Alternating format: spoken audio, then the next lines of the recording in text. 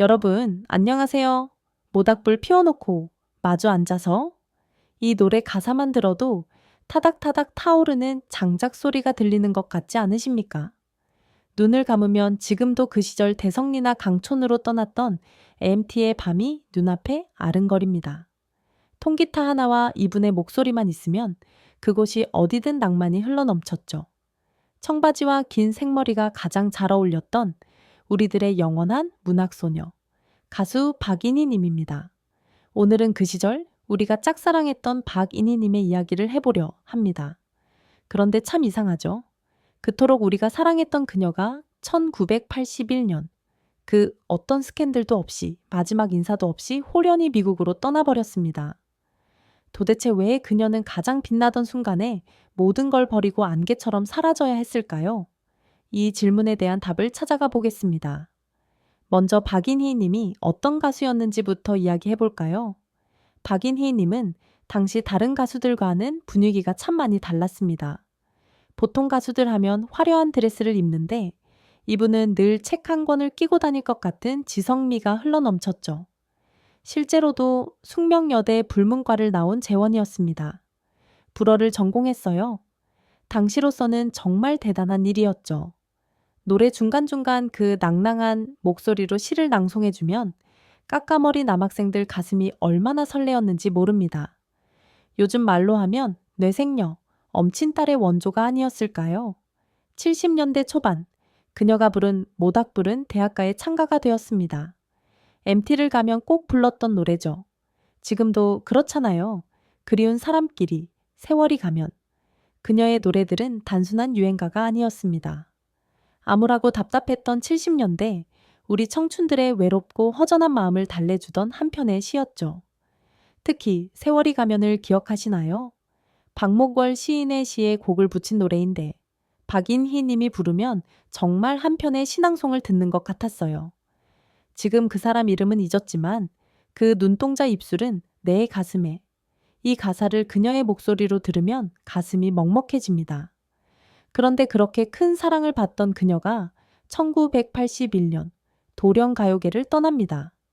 무슨 큰 사건이 있었던 것도 아닙니다. 그 흔한 스캔들 하나 없었죠. 그냥 가수로서 할 만큼 했다는 짧은 말만 남기고 미국 LA로 바람처럼 떠나버렸습니다.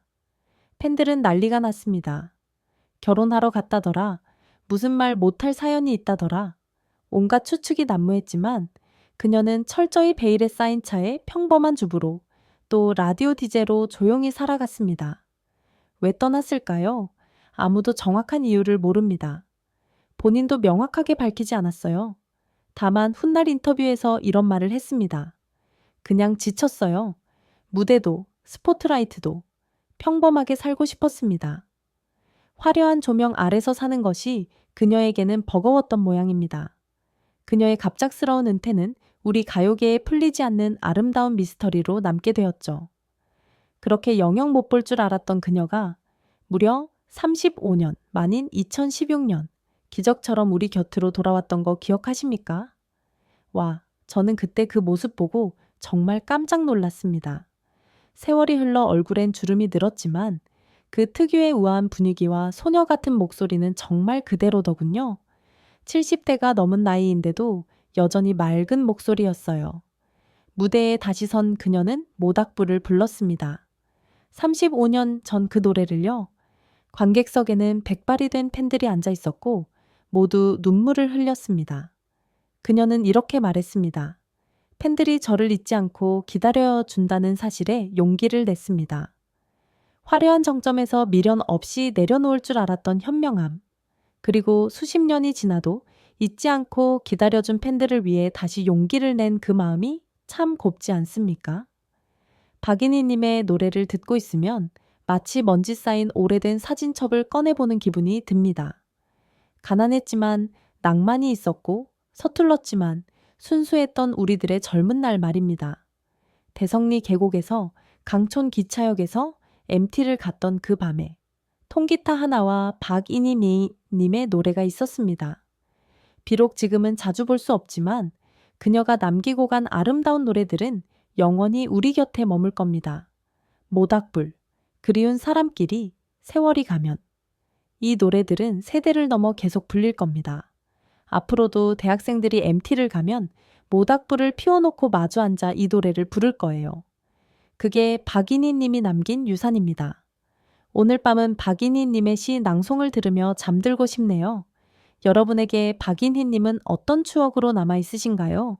여기까지 오늘 이야기였습니다. 들어주셔서 감사합니다.